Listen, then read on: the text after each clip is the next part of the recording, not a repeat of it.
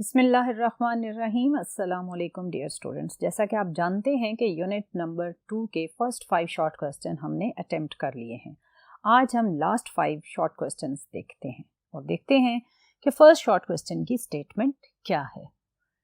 First में ये पूछा गया है, suppose you are given a known non zero vector A, यानी वेक्टर ए ऐसा है जिसकी मैग्नीट्यूड 0 नहीं है, यानी ये नल वेक्टर नहीं है। The scalar product and vector product of A with unknown vector B is 0. अब इस वेक्टर A की आपने स्केलर और वेक्टर प्रोडक्ट एक अननोन वेक्टर B के साथ ली तो आंसर दोनों सिचुएशंस में आपके पास 0 बन रहा है। और आपसे ये पूछा गया है कि ये जो B वेक्टर है विच इज अननोन, इसके बारे में फिर आप क्या कंक्लूड करेंगे। ये ऐसा क्यों है कि स्केलर और वेक्टर प्रोडक्ट जब इस वेक्टर B की A के साथ ली जाती है तो दोनों सिचुएशंस में आंसर 0 हो जाता है। एक तो पॉसिबिलिटी आपने पढ़ी हुई थी कि स्केलर प्रोडक्ट हो या वेक्टर प्रोडक्ट हो, दोनों में एंगल के अकॉर्डिंग भी स्केलर या वेक्टर प्रोडक्ट 0 होता है। लेकिन यहाँ पर इसमें थीटा से रिलेटेड कोई भी आपसे बात नहीं पूछी गई।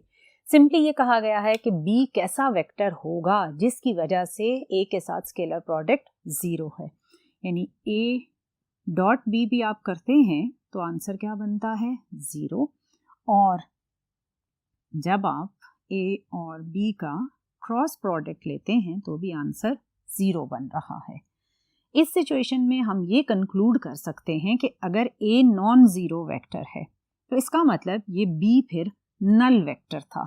इसके नल वेक्टर होने की वजह से आपके पास स्केलर प्रोडक्ट और वेक्टर प्रोडक्ट दोनों 0 हो रहे हैं। सो आपका इसमें 0 होने का मतलब है B which is the unknown vector, it is a null vector.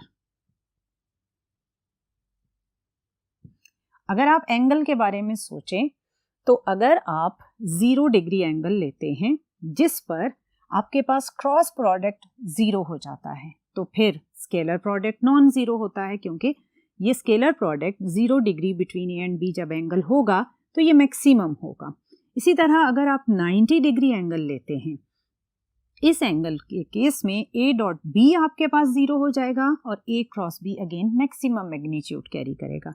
यानी ये वो एंगल्स हैं जिन पर स्केलर या वेक्टर प्रोडक्ट कोई एक 0 होगा, दोनों आपके पास 0 नहीं हो सकते।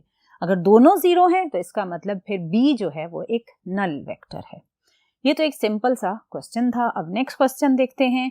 नेक्स्ट में उसने ये पूछा है कि why a particle experiencing only one force can not be in equilibrium, यानी कोई ऑब्जेक्ट है, अगर उस ऑब्जेक्ट पर जस्ट कोई एक फोर्स अप्लाई होती है, कोई भी एक सिंगल नॉन जीरो फोर्स है, तो ये इक्विलिब्रियम में होगा नहीं।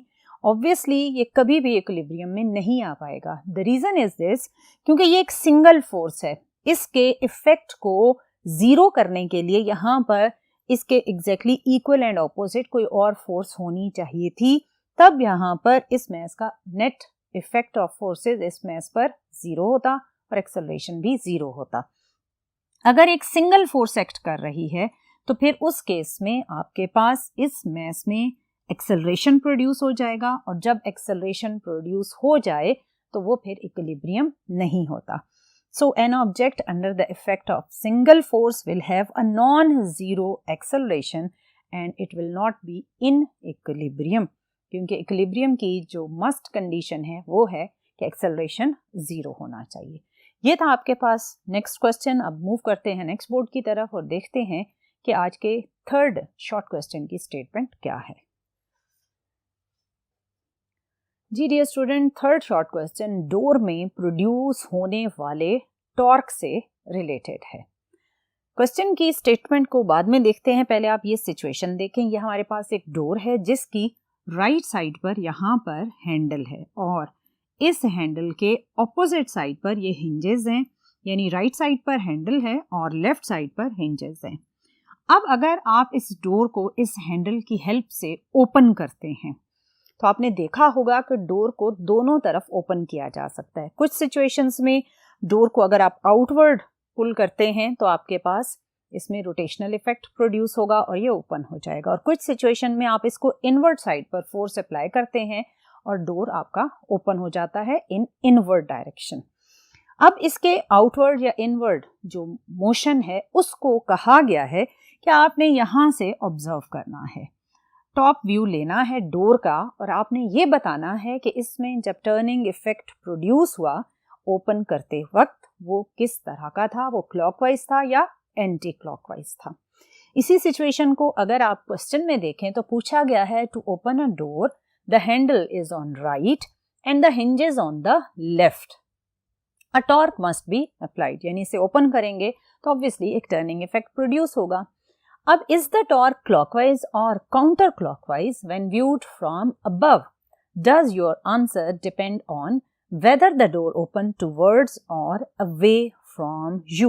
Obviously depend करेगा कि हम डोर को अपनी तरफ खोल रहे हैं या अपने से दूर, यानी away from us the door is moving।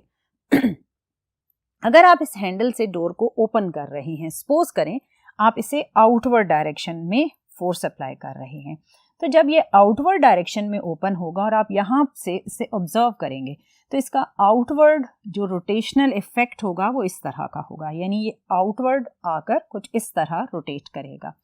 इस सिचुएशन में आपके पास जब यहाँ से आप ऑब्जर्व करेंगे तो आपको ये डोर क्लॉकवाइज डायरेक्शन में ओपन होता नजर आएगा। अब अगर आप इसके ऑपोजिट इसको ओपन करें, यानी आप इसे इनवर्ड डायरेक्शन में ओपन कर सकते हैं, यानी आप यहाँ से फोर्स इनवर्ड डायरेक्शन में अप्लाई करेंगे, तो ऑब्वियसली इस सिचुएशन में डोर इनवर्ड यूं मूव करेगा और जब आप इसे टॉप से ऑब्जर्व करेंगे तो इसकी रोटेशन आपको एंटी क्लॉकवाइज डायरेक्शन में नजर आएगी। यानी जब आप इसको आउटवर्ड ओपन करते हैं तो आपके पास क्या रोटेशन है? क्लॉकवाइज। और अगर आप इसे इनवर्ड डायरेक्शन में ओपन करते हैं तो फिर इसका जो रोटेशनल इफेक्ट है वो एंटी क्लॉकवाइज है। So if the door opens towards us then torque is clockwise, ये वाली situation. And if the door opens away from us then the torque is anti clockwise, this one. So क्या dependence है कि आप door को अपनी तरफ खोलें या अवे फ्रॉम अस खोलें? यस, ये डिपेंड कर रहा है। अगर आप इसे अपनी तरफ ओपन करते हैं यानी the door is moving towards us और the door is moving away from us, इन दोनों सिचुएशंस में टॉर्क की जो डायरेक्शन है वो डिफरेंट है। Yes, answer depends on whether the door opens towards और अवे फ्रॉम अस। ये तो था टर्निंग इफेक्ट डोर में कि अगर आप उसे इस जगह से ऑब्जर्व करते हैं तो रोटेशनल इफेक्ट या टॉर्क के क्या क्या डायरेक्शन होंगे। अब मूव करते हैं नेक्स्ट बोर्ड की तरफ और देखते हैं कि लास्ट 2 शॉर्ट क्वेश्चंस क्या हैं। जी dear student, second last short question है, explain the warning never use a large wrench to tighten a small bolt. आप जानते हैं कि टर्निंग इफेक्ट प्रोड्यूस होगा रेंच की हेल्प से जब आप किसी भी नट को या बोल्ट को टाइट करेंगे या लूज भी करेंगे तो भी दोनों सिचुएशंस में टर्निंग इफेक्ट प्रोड्यूस होगा। अब क्वेश्चन में आपसे ये कहा गया है कि अगर आपके पास रेंच ऐसा है जिसका जो स्पैनर का जो साइज है वो बड़ा है, यानी आप लार्ज स्पैनर यूज कर रहे हैं और ये अगर आपके पास एक स्मॉल स्पैनर है और आपने नट को इसकी हेल्प से अगर टाइट करना हो और इसकी हेल्प से, तो किस केस में आपके पास मोमेंट आर्म ज्यादा हो जाएगा? अगर मैं यहाँ पर फोर्स अप्लाई करती हूँ और इसे टर्निंग इफेक्ट देती हूँ, यहाँ पर आपका नट है या बोल्ट है, तो ऑब्वियसली इसके मोमेंट आर्म की वैल्यू ज्यादा होने की वजह से जो टॉर्क प्रोड्यूस होगा वो बिगर होगा। सेम फोर्स मैं इस रेंच पर अप्लाई करती हूँ, यहाँ पर आपके पास जो मोमेंट आर्म है उसकी वैल्यू कम है। सो यहाँ पर मोमेंट आर्म कम होने की वजह से, इस फोर्स की वजह से जो टर्निंग इफेक्ट प्रोड्यूस होगा या टॉर्क प्रोड्यूस होगा इस केस में कम होगा और इस केस में ज्यादा होगा। अब आपके पास एक बहुत ही छोटा सा बोल्ट है और आप उसको टाइट करने के लिए एक बिगर रेंच यूज कर रहे हैं, तो उससे डर ये होता है कि उसके लॉन्ग मोमेंट आर्म की वजह से जो टर्निंग इफेक्ट आएगा या फोर्स का जो इफेक्ट आएगा वो बहुत बड़ा आएगा।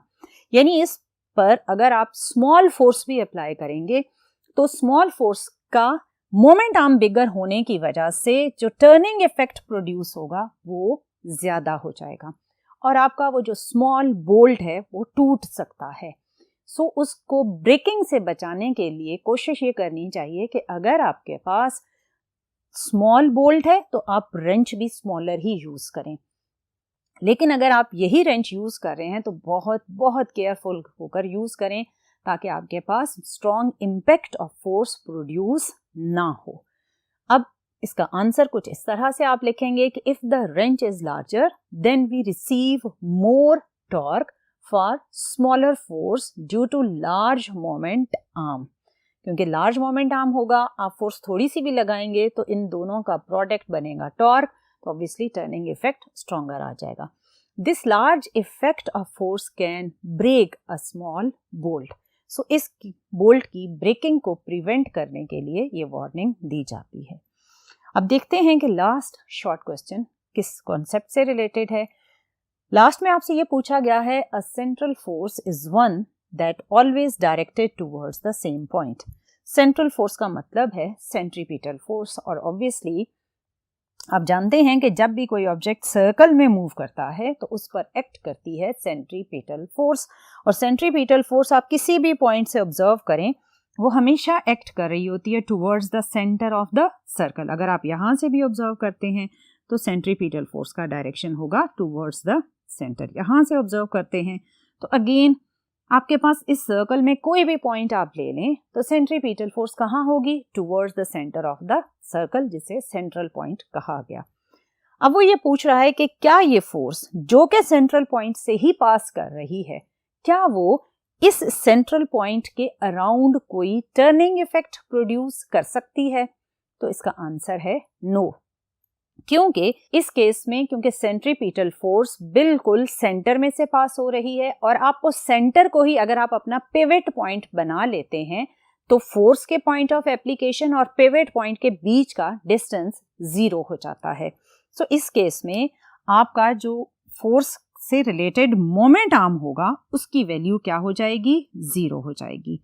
और फोर्स और रेडियस, अगर आपके पास ये एक सर्कल, ये उसका रेडियस, और फोर्स भी इसी तरफ ही अप्लाई हो रही है विच इज सेंट्रीपिटल फोर्स, तो इस सेंट्रीपिटल फोर्स और रेडियस दोनों एक दूसरे के क्या हो जाएंगे? पैरेलल हो जाएंगे। इनके बीच में एंगल क्या बन जाएगा? 0 डिग्री बन जाएगा। और अगर आपके पास 0 डिग्री एंगल हो तो एफ आर साइन थीटा में जब आप साइन 0 डिग्री पुट करते हैं तो आंसर ऑब्वियसली 0 बनेगा।